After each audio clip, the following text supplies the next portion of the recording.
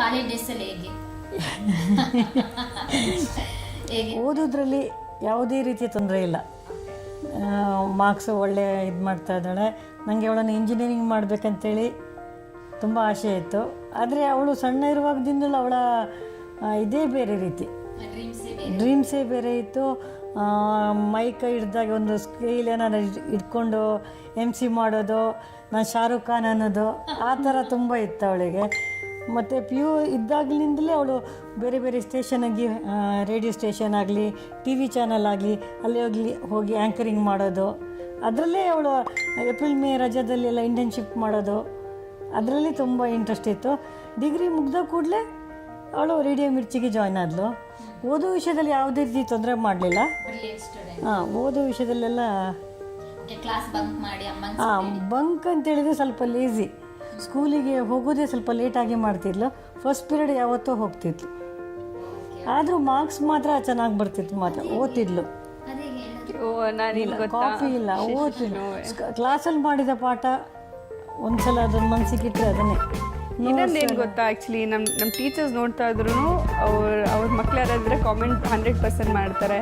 So ನಾನು ಚಿಕ್ಕ ವಯಸ್ಸಿಂದನೂ ನಾನು ಹೇಗೆ ಅಂದರೆ ಸಿಲೆಬಸ್ಗಿಂತ ಮುಂಚೆನೇ ನನಗೆಲ್ಲ ಗೊತ್ತಿರ್ತಿತ್ತು. ಅಂದರೆ ನಮ್ಮ ತಂದೆ ನನಗೆಲ್ಲ ಹೇಳ್ಕೊಟ್ಟಿರೋರು. ಅದಾದಮೇಲೆ ಮೈಥಾಲಜಿಯಿಂದ ಹಿಡಿದು ಹಿಸ್ಟ್ರಿಯಿಂದ ಹಿಡಿದು ಎಲ್ಲನೂ ನಮ್ಮ ತಂದೆ ನನಗೆ ರಾತ್ರಿ ಕತೆ ರೂಪದಲ್ಲಿ ಹೇಳ್ತಾಯಿದ್ರು. ಅಮ್ಮನೂ ಅಷ್ಟೇ, ಎಲ್ಲನೂ ಕತೆ ರೂಪದಲ್ಲಿ ಹೇಳೋರು. ಸೊ ನನಗೆ ಈಗಿನ ನಮ್ಮ ಎಜುಕೇಷನ್ ಸಿಸ್ಟಮ್ ಹೆಂಗೆ ಅಂತ ಹೇಳಿದ್ರೆ, ಫೋರ್ಸ್ ಫಿಟ್ಟಾಗಿ ಮಕ್ಳನ್ನ ಎಲ್ಲ ಒಂದು 20-30 ಜನ ಮಕ್ಳನ್ನ ಕೂರಿಸ್ಬಿಟ್ಟು ಯಾರಿಗೆ ಇಂಟ್ರೆಸ್ಟ್ ಇದೆ ಇಲ್ಲ ಅಂತ ನೋಡದೆ ಅದನ್ನು ಸಿಲೆಬಸ್ ಥರನೇ ಹೇಳೋಕ್ಕಿಂತ ಅದನ್ನು ಕತೆ ರೂಪದಲ್ಲಿ ಹೇಳಿದ್ರೆ ಬೇಗ ಮಕ್ಳಿಗೆ ಅರ್ಥ ಆಗುತ್ತಲ್ವಾ. ಇನ್ಫ್ಯಾಕ್ಟ್ ಮ್ಯಾಥ್ಸ್ ಕೂಡ ನನಗೆ ಹೇಳ್ಕೊಡೋಕ್ಕೆ ನನಗೆ ತುಂಬ ಒಳ್ಳೆ ಟ್ಯೂಟರ್ ಇದ್ದರು ನಮ್ಮ ಊರಲ್ಲಿ ಕಳ್ಸೋದಲ್ಲಿ, ಜ್ಯೋತಿ ಆಂಟಿ ಅಂತ, ನಮ್ಮ ರಿಲೇಟಿವೇ ಅವರು. ಹಾಂ, ಎಲ್ಲನೂ ಸಬ್ಜೆಕ್ಟ್ ನಂಗೆ ಫೇವ್ರೆಟ್ಟೇ, ಯಾಕೆಂದರೆ ನಾನು ಎಲ್ಲದರಲ್ಲೂ ಚೆನ್ನಾಗಿ ಸ್ಕೋರ್ ಮಾಡ್ತಿದ್ದೆ. ಸೊ ಒಬ್ಬರು ಜ್ಯೋತಿ ಆಂಟಿ ಅಂತ ಇದ್ದರು. ಅವ್ರು ನನಗೆ ಮ್ಯಾಥ್ಸ್ನ ತುಂಬ ಚೆನ್ನಾಗಿ ಹೇಳ್ಕೊಡೋರು. ಹನುಮಾನ್ ಚಾಲೀಸ ಜೊತೆಗೆ ಮ್ಯಾಥ್ಸ್ ಹೇಳ್ಕೊಡೋರು. ಸೊ ಈ ಥರ ಎಲ್ಲ ಹೇಳ್ಕೊಟ್ಟಾಗ ನಾನು ಜಾಸ್ತಿ ನಾನು ಕ್ಲಾಸಲ್ಲಿ ಹೀಗೆ ಇರಬೇಕು, ಅಟೆಂಟಿವ್ ಆಗಿ ಇರಬೇಕು ಅಂತ ಆ ಥರದ್ದೇನೂ ಇಲ್ಲ.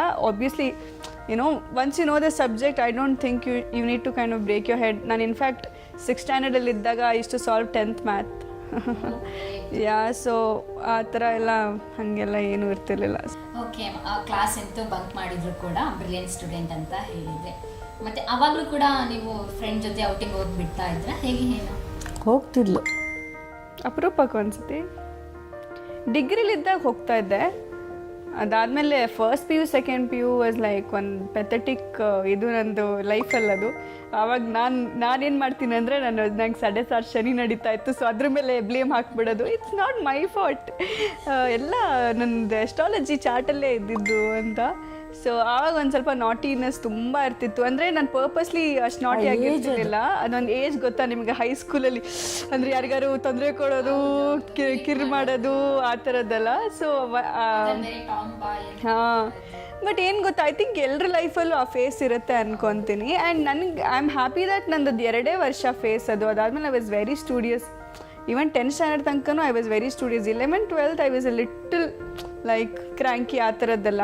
ಅದಾದಮೇಲೆ ಡಿಗ್ರಿನಲ್ಲೆಲ್ಲ ತುಂಬ ಚೆನ್ನಾಗಿ ಓದ್ತಾ ಇದ್ದೆ. ನನಗೆ ಬೆಸ್ಟ್ ಕಲ್ಚರಲ್, ಬೆಸ್ಟ್ ಸ್ಟಡೀಸಲ್ಲೆಲ್ಲ ಅವಾರ್ಡ್ಸ್ಗಳು ಬರ್ತಿತ್ತು. ಕಲ್ಚರಲ್ ಈವೆಂಟ್ಸ್ ಅಲ್ಲಿ ಕೂಡ ಆಗ್ತಾ ಇದ್ರಿ. ಓಕೆ, ಟ್ರಿಪ್ ಫ್ರೆಂಡ್ ಜೊತೆ ಹೋಗ್ತಾ ಇದ್ರಾ? ಅಯ್ಯೋ, ಯಾವ ಟ್ರಿಪ್ಗೂ ಬಿಡ್ತಾ ಇರಲಿಲ್ಲ ಅಮ್ಮ ಅಂತೂ. 10th ಸ್ಟ್ಯಾಂಡರ್ಡ್ ಯಾವ ಟ್ರಿಪ್ಗೂ ಹೋಗಿಲ್ಲ, ನಾನು 12th ಟ್ರಿಪ್ಗೂ ಹೋಗಿಲ್ಲ, ಡಿಗ್ರಿ ಟ್ರಿಪ್ಗೂ ಹೋಗಿಲ್ಲ. ಆಯ್ತಲ್ಲ, ಇವಾಗ ಲಂಡನ್ನಿಗೆ ಸಮೇತ ಹೋಗಿ ಬಂದ್ಲು, ಯುರೋಪಿಗೆ ಸಮೇತ ಹೋಗಿ ಬಂದ್ಲು. ಅದು ಯಾವ ಏಜಲ್ಲಿ ಏನು ಸಿಗ್ಬೇಕಾ ಅಷ್ಟೇ ಸಿಗ್ಬೇಕು. ಅದನ್ನು ಕಳಿಸ್ತಿರ್ಲಿಲ್ಲ. ಅದನ್ನು ಮದುವೆ ಆದ್ಮೇಲೆ ಹೋಗು, ಮದುವೆ ಅಮ್ಮ ನಾನು ಹೋಗಲೇಬೇಕು ಅಂತ. ಆಮೇಲೆ ಅವರು ಲಂಡನ್ ಟ್ರಿಪ್ಗೆ ಅವರು ಬಂದಿದ್ರು, ನಮ್ಮ ಮೂವಿ ಶೂಟ್ ಇತ್ತಲ್ವಾ. ಸೊ ಸ್ವರ್ಗನೇ ಸಿಕ್ಕಿದಾಗ ಮೇಷ್ಟ್ರಿಗೆ ಥ್ಯಾಂಕ್ಸ್ ಹೇಳ್ಬೇಕು ಆ್ಯಕ್ಚುಲಿ. ನಾಗತಿ ಹೇಳಿ ಚಂದ್ರಶೇಖರ್ ಸರ್, ಮೇಷ್ಟ್ರಿಗೆ, ಅವ್ರ ಪ್ರೊಡ್ಯೂಸರು, ಇಂಡಿಯಾ ವರ್ಸಸ್ ಇಂಗ್ಲೆಂಡ್ ಟೀಮ್ಗೆ. ಓಕೆ, ಅಂದ್ರೆ ಕಾಲೇಜ್ ಲೈಫಲ್ಲಿ ನೀವೇನು ಟ್ರಿಪ್ಪು ಎಲ್ಲ ಮಿಸ್ ಮಾಡ್ಕೊಂಡ್ರಿ, ಅದನ್ನ ನೋಡಿ ನಿಮ್ಮಮ್ಮ ಇವಾಗ ನಿಮ್ಮಮ್ಮ ಜೊತೆನೇ ಒಂದು ದೇಶ ಸುತ್ತ ಅವಕಾಶ ಸಿಕ್ತು.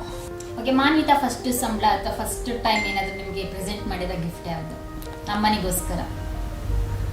ಫಸ್ಟ್ ಅಂತೇಳಿದ್ರೆ ಅವಳು ಬರ್ಡೇ ಟೈಮಲ್ಲೆಲ್ಲ ಬ್ಯಾಗ್ ಆ ಥರ ಎಲ್ಲ ಕೊಡಿಸಿದಾಳೆ. ಆದರೆ ಕೆಲಸ ಸಿಕ್ಕಿದ ಮೇಲೆ, ರೇಡಿಯೋ ಮಿರ್ಚಿಯಲ್ಲಿ ಕೆಲಸ ಸಿಕ್ಕಿದ ಮೇಲೆ ಸಾರಿ ಕೊಡಿಸಿದ್ಲು. ಆಮೇಲೆ ಒಂದು 3 ವರ್ಷದ ಹಿಂದೆ ಸೈಮಾ ಅವಾರ್ಡ್ ದುಬೈಗೆ ಹೋದಾಗ ನನಗೆ ಡೈಮಂಡ್ ರಿಂಗ್ ಕೊಟ್ಟಿಸಿದ್ಲು. ಸೂಪರ್ ಆಗಿದೆ ಮಾನಿತಾ. ಡೈಮಂಡ್ ರಿಂಗ್ ತಂದು ಕೊಡ್ಸಿದ್ದಾರೆ ಮಾನಿತಾ. ನನಗೆ ಗಿಫ್ಟ್ಸ್ ಕೊಡೋದು ತುಂಬ ಇಷ್ಟ. ನನಗೆ ತುಂಬ ಕ್ಲೋಸ್ ಸರ್ಕಲ್, ಎಸ್ 100%. ಆ್ಯಕ್ಚುಲಿ ನನ್ನ ಕ್ಲೋಸ್ ಸರ್ಕಲಲ್ಲಿರೋರು ಎಲ್ರಿಗೂ ಕೂಡ ನಾನು ತುಂಬ ಗಿಫ್ಟ್ಸ್ ಕೊಡ್ತಿರ್ತೀನಿ. ನಂಗೆ ತುಂಬ ಇಷ್ಟ. ಗಿಫ್ಟ್ ಇಸ್ಕೊಳ್ಳೋದ್ರೆ ತುಂಬ 100%. ನೆಕ್ಸ್ಟ್ ಟೈಮ್ ಹೋದಾಗ ತೊಗೊಂಬರ್ತೀನಿ. ಅಯ್ಯೋ, there are friends, I mean friends like ಅವ್ರು ಎಕ್ಸ್ಪೆಕ್ಟೇ ಮಾಡಿರಲ್ಲ. ಸೊ ಸುಮ್ಮನೆ ಒಂದು ಇಷ್ಟು ದೊಡ್ಡ ಬಾಕ್ಸಲ್ಲಿ ವಿಕ್ಟೋರಿಯಾ ಸೀಕ್ರೆಟ್ಸ್ ಇದೆಲ್ಲ ಕಿಟ್ ತೊಗೊಂಡು ನಿಜಾಗ್ಲೂ ಅಂತ ಆ ಥರ ಎಲ್ಲ ತುಂಬ ಪ್ಯಾಂಪರ್ ಮಾಡ್ತೀನಿ ನನ್ನ ಕ್ಲೋಸ್ ಸರ್ಕಲ್ಗೆ. ಬಿಕಾಸ್ ನನಗೆ ನಾನು ಮನುಷ್ಯರಿಗೆ ತುಂಬ ವ್ಯಾಲ್ಯೂ ಕೊಡ್ತೀನಿ ಲೈಫಲ್ಲಿ. ಅಂದರೆ it's how do I say it, ನನಗೆ ತುಂಬ ಇಷ್ಟ ಜನರ ಜೊತೆ ಚೆನ್ನಾಗಿರಬೇಕು, ಅಂದರೆ ಒಂದು ಗುಡ್ ವೈಬ್ಸ್ ಕೊಡೋದು, ಆ ಥರದ್ದೆಲ್ಲ ನನಗಿಷ್ಟ. ಅಮ್ಮನಿಗೂ ಅಷ್ಟೇ, ಅವರು ತುಂಬ ಗಿಫ್ಟ್ಸ್ ಕೊಡ್ತಾರೆ. ಅವ್ರದ್ದು ಅಕ್ಕಂದರು ತಂಗಿರು ಅವ್ರಿಗೂ ಸಿಗ್ತಿರುತ್ತೆ. ಸೊ ಹಾಗೆ ಆ ನೇಚರ್ ಅಮ್ಮಂಗೂ ಇದೆ, ಅಪ್ಪಂಗೂ ಇತ್ತು ತುಂಬ. ನಮ್ಮ ಅಪ್ಪ ಯಾವ ಥರ ಅಂದರೆ ಒಂದು ದೊಡ್ಡ ಬಾಕ್ಸಲ್ಲಿ ಚಾಕ್ಲೇಟ್ಸ್ ತಂದರೆ ಅದು ನಮ್ಮದು ಎಲ್ಲ ಅಪಾರ್ಟ್ಮೆಂಟಲ್ಲಿ ಅಕ್ಕಪಕ್ಕ ಇರೋ ಎಲ್ಲ ಮಕ್ಳಿಗೂ ಆ ಚಾಕ್ಲೇಟ್ಸ್ಗಳು ಹೋಗಿ ನನಗೊಂದು ಇಷ್ಟು ಬರೋದು ಮನೆಗೆ. ಸೊ ಅವ್ರಿಗೂ ಅಷ್ಟೇ ಹಂಚೋದು ಅಂದರೆ ಇಷ್ಟ, ನನಗೂ ಹಾಗೆ ಹಂಚಿ ತಿನ್ನೋದು, ಹಾಂ ಕೊಟ್ಟು ಆಮೇಲೆ ಇದು ಮಾಡೋದು, ನಾವು ತಿನ್ನೋದು, ಆ ಥರದ್ದೆಲ್ಲ ಚಿಕ್ಕ ವಯಸ್ಸಿಂದನೂ ಇದೆ.